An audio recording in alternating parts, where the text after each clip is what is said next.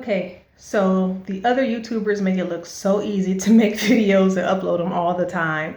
Um, I originally wanted to do a day in the life of a real estate investor if you're going to be wholesaling, but I'm guessing now, as it appears, you're going to be getting a week in the life of an investor. It's just so busy. I'm sure you'll hear people say all the time, if you do decide to go wholesaling full time, it is a full time job. So I want to try to update you on some things that I've done so far. Today is Thursday. I believe I did do an update on Monday, and I think I did one on Tuesday. Monday is when I went to the courthouse to record our memorandums. Tuesday, let me just tell you all that I did because I can't remember all that I've recorded. Okay, so Monday I used as my downtown day. I had to go down and file a memorandum at the clerk of county records, and that's just to cloud the title to make sure that my sellers don't try to go behind my back and sell it to another wholesaler or to another buyer. So what that does is it alerts me and the title company if they do try to sell it to someone else, and then they'll need my permission to sell. Usually if they have, a legitimate reason why they don't want to move forward with the contract. I'm not in the business of holding anybody's house hostage. If you're not interested, we can keep it moving. But if you're trying to be sneaky and go behind my back and sell it to another investor, well, then I'm going to put a pretty hefty fee on it. And you're going to pay me back for my time and all of the work that I put into it. So typically you're better off if you just still work with me. Tuesdays are usually the days when our signs go out, and usually we have a sign placement guy that we work with, and so we do about 600 signs a month, about 150 a week. And usually I'll know when he puts them out because he'll send me a map of where he placed them, and then of course I'll get his invoice on PayPal. Well, I didn't get it this Tuesday, so of course that sent up a bunch of red flags. He wasn't returning phone calls or text messages. Well, he had become ill. He did have a stroke in the past that he was upfront with us about when we first hired him. So of course we're just praying for his health. Today is Thursday. Yesterday was Halloween, obviously, so that was a bad day to put them out because we didn't want little bad kids pulling our signs up. So he is going to get on it today and get our signs out. We had a little bit more sign drama as well. Not drama, but it just took up a little bit of my time yesterday.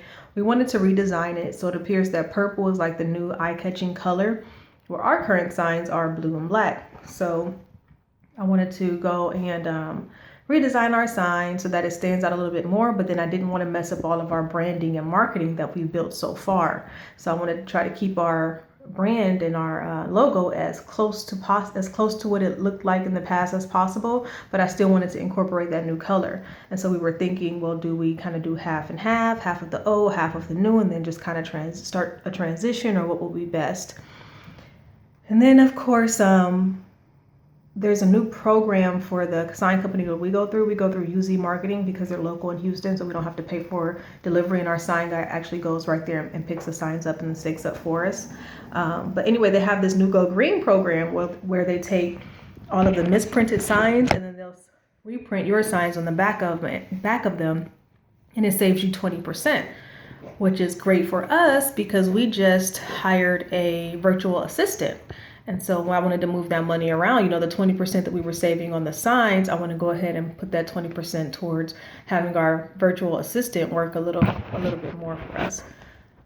Speaking of virtual assistant, okay, we just hired one on Tuesday.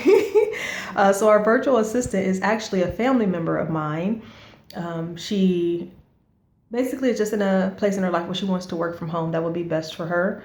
And so I let her know what the terms would be and what the pay would be, that we would hire her as an independent contractor. And I just have to tell you, she is amazing. Oh my God. Oh my God. So we got a property under contract, and she's been calling a bunch of the buyers. God, I'm about to give you guys a lot of good nuggets and a lot of good gems in this video. God, I hope you're paying attention. So I had her looking on gosection8.com, and I had her look in the zip codes near the property that I have under contract. And so she's calling those landlords to see if they're interested in purchasing. Obviously, they like that neighborhood. And then this would be a great opportunity for a rental for them to turn into another Section 8 rental.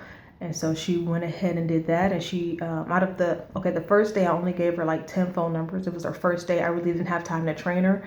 So I just wrote up a script real quick, gave her a questionnaire. I was like, hey, just make these phone calls so you can get some emails. Well, just right off that first day, I only gave her like 10 names and she was able to get an email back for me. So the second day I showed her how to do it. Hey, you go to the Section 8, go section8.com, look it up by such and such zip codes, and just start calling those landlords. Well, yesterday she was able to get us like 5 emails, and some of them are going to come to our investors open house for the property. And so you always want to, treat your VAs well, because they don't make a lot per hour. So I try to always give bonuses. So, and then she's my cousin now. So she's going to get a bonus for every buyer that she contacted who shows up to the open house. Then she's going to get a bonus per buyer. Today, we're going to have her calling our pre-foreclosure list, doing cold calls. And the same thing, every appointment that she sets up, she'll get a bonus. And then any of those appointments that turn into deals that close, she gets 2% of it. So it's, it's very motivating, I think, for her to try to get as many deals closed as possible, because every time we get a deal closed, she's going to be getting a pretty nice check on top of what she already makes hourly, and on top of the other bonuses that she gets for getting us buyers and appointments set up. That was a lot. I probably should have did another video just on VAs. Let me think, what else do we do? It's just nonstop. I mean, I'm almost never home. Okay, so I told you we have the open house coming up. I sent out the brochures to my cash buyers list so that we can, have everything ready for the open house. Some of the offers that have been coming in are pretty low. And so what that's telling me is that I might need to take another look at the ARV and the comps in the area. Maybe they have changed since I priced it, and I need to price it a little bit more reasonably so I can get offers closer to what we're asking for. So right now we have the contract for $80,000. The ARV is about $145 for the house, but the house is on 3 lots. So the other 2 lots I priced at $5,000 each, which took my ARV up to about $155. She also has a pool. It has duplex possibilities. It's a really nice property, actually. I would keep it if we were interested in holding here. But anyway. And so I was asking 103 for it. Some of the offers are coming in really, really low. Now, let me warn you about this. Some of the super low offers I know are just other wholesalers who are trying to daisy chain. They're basically trying to buy the property from me as if I'm the distressed seller so that they can wholesale it to another end buyer. Be ready for that. I mean, that's why you have to know your numbers, because you have to know who your serious cash buyers are and who the wholesalers are who are just trying to wholesale your wholesale. Okay, but either way, I am going to go ahead and take another look at my numbers. I'm actually going to do that now because I want my buyers coming back. So I want to always make sure that my properties are going between 20 and 35 to 40% off of what the retail value might be, or off of what the house is actually worth. That's the whole point of wholesaling. It needs to be at a deep discount. Oh, man. Trying to think, what else do we do? We had 2 more leads. I had lunch with my mentor yesterday. Mentorship is so amazing. Let me tell you, when you go to the gurus, we had one who tried to charge us $10,000 a year, right? I'm smart. So I always tell people about my background. Before this, I was a school principal. I have a master's degree in education. I was in education for 12 years. Pretty bright. So I asked for, okay, give me your 3 best students who you mentored and let me give them a call. So I gave the 3 best students a call, and none of them had closed a deal within a year. They had great things to say about their mentor. I'm sure their mentor, the guru, was a great person, but they weren't getting the job done. My husband and I went out and did it ourselves. A month later, we already had our first deal closed. But anyway, the mentor that we have now is actually a friend of my mom.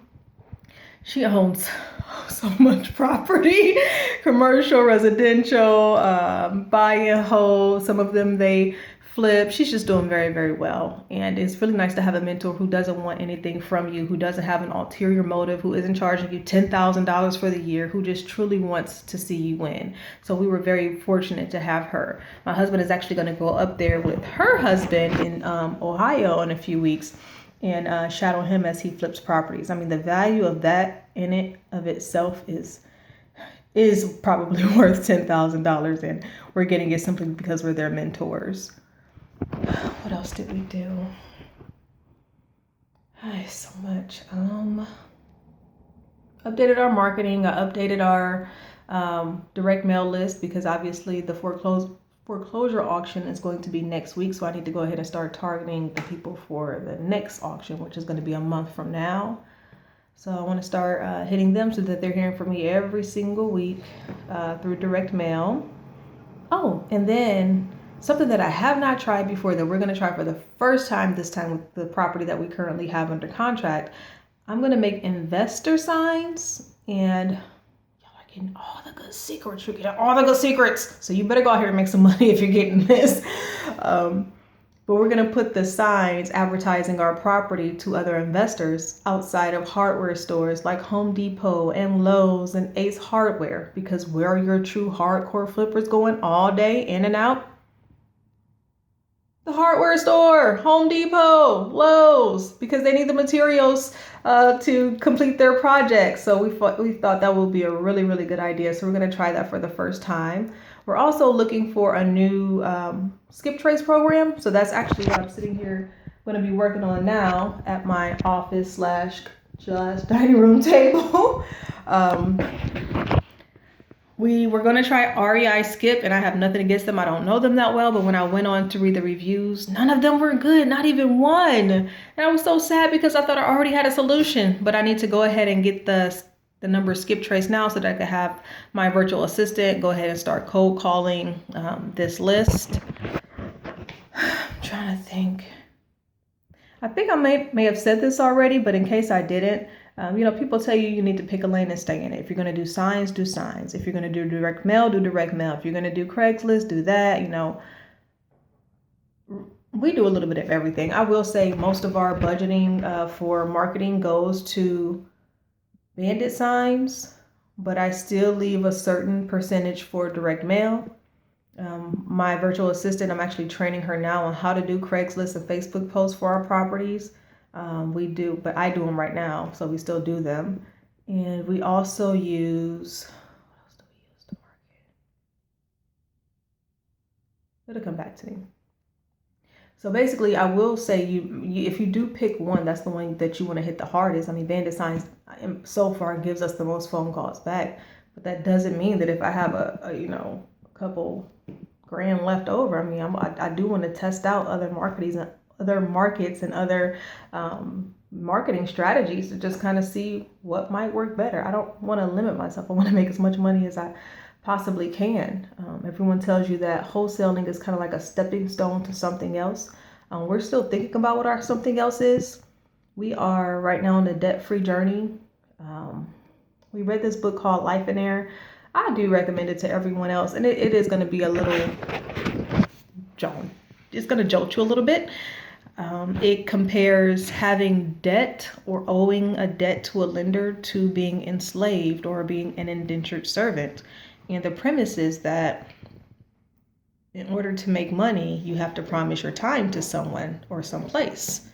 Okay, so if you're going to pay off a debt, you're pretty much promising that I'm going to give you X amount of time of my life to pay you back. That's exactly what indentured servitude was, and obviously slavery was much worse than that.